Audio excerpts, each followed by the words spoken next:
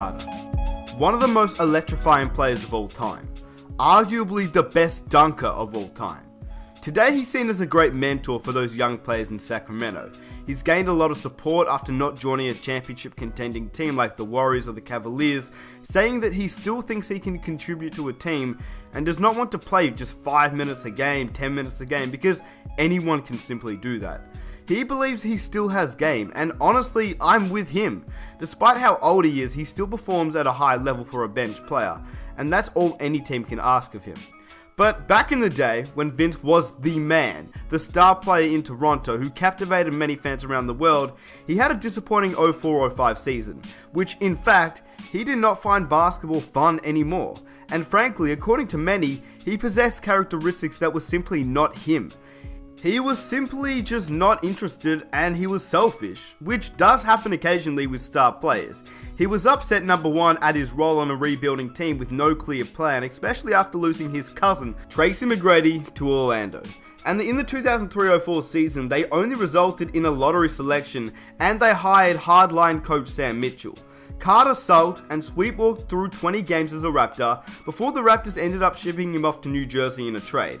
Now you have the backstory. Vince was not happy, he gained a new tough head coach, and Jalen Rose was Vince's teammate at the time. And according to Rose, Vince Carter and their coach Sam Mitchell got into a tussle that resulted in VC slamming the coach to the floor after an extended argument, which is pretty insane.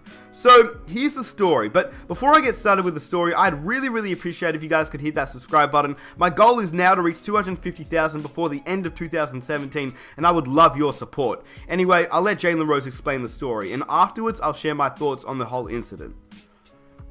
Sam Mitchell incident in Toronto, locker room, check 1 2 1 2. Tell him why you mad, son. I remember being in Portland.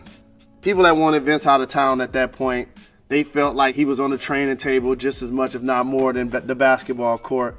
He was getting booed in intros. He was getting booed during the game. Now, this is a guy I know that is a good teammate and wouldn't bust a grape in a fruit fight. He's just not that guy. Anytime you're struggling and things aren't going so well, everybody's on edge. So we're in the locker room, and somebody's on the table getting their ankles taped. I'm sitting like on a stool, and Vince is sitting on the other training table getting some treatment. Sam Mitchell was standing at the table, and Sam Mitchell made a comment to Vince about always being injured and always being on the training table. So that's kind of how Vince nudged Sam. Sam nudged Vince back. And you know how sometimes you get tangled up with somebody a little bit and a little testosterone tries to take over? It's almost like arm wrestling. You go a little bit, I go a little bit, and before you know it, the resistance gets a little stronger until everybody's going as hard as they can.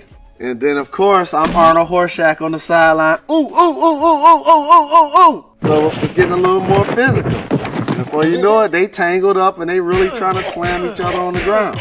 So Vince got this arm underneath their crouch. So now you got them up like this. And if they're kicking and screaming, you won't be able to get them up like Hulk Hogan, but you can still get them down real good. Boom! And ain't nothing you can do about it.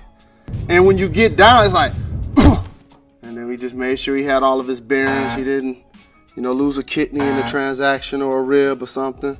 And then as grown men, everybody, I hate to say it, everybody started laughing. And then he got up and it was cool. Him and Vince gave each other dap. But obviously their relationship was never the same at that point. It's pretty crazy. According to Jalen, the incident took place in Portland before the Raptors were set to take on the Trailblazers in the team's 7th game of the season. That's right. After just 6 games, the rookie coach and his superstar scorer was so at it, fighting already. On top of that, this was Mitchell's first month as an NBA coach. He'd been an assistant for 2 seasons prior, but it's worth noting that it took him 6 whole games as a head coach to have Vince Carter actually care enough to body slam his own head coach. Pretty crazy. Worse, the ploy didn't work.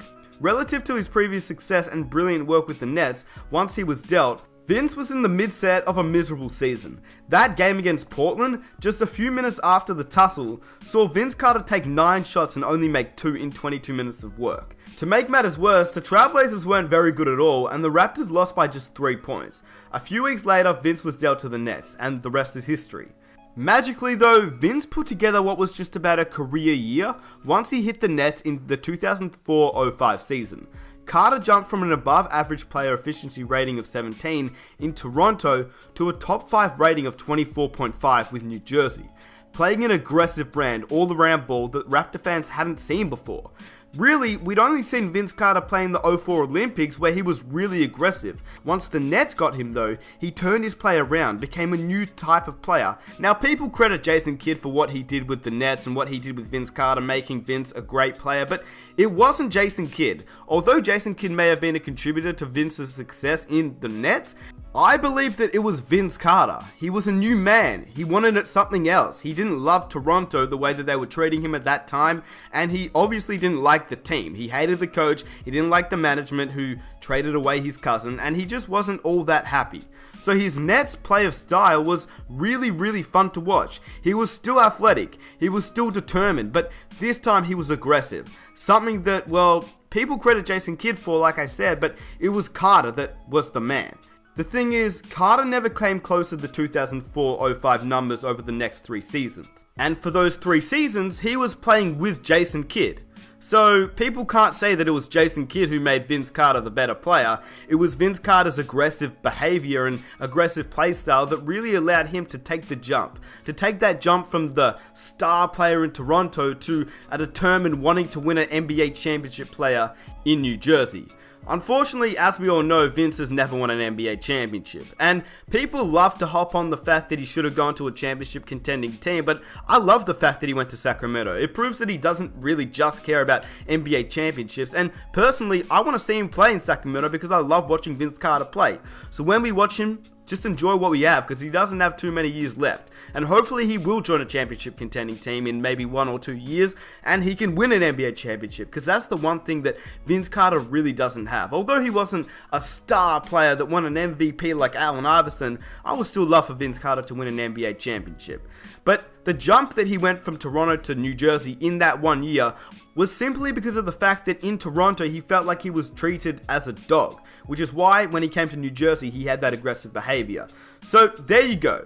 A pretty crazy story from a player that is definitely one of my all-time favorites. If you enjoyed this video and want to watch more, be sure to smash that subscribe button. And if you're enjoying these types of videos, definitely hit that like button as well. I'd really appreciate it. I love all your guys' support on the road to 250,000 subscribers. New merchandise is coming out soon. I cannot wait. It's gonna be dope. Like, the goal is to have the best NBA merchandise around.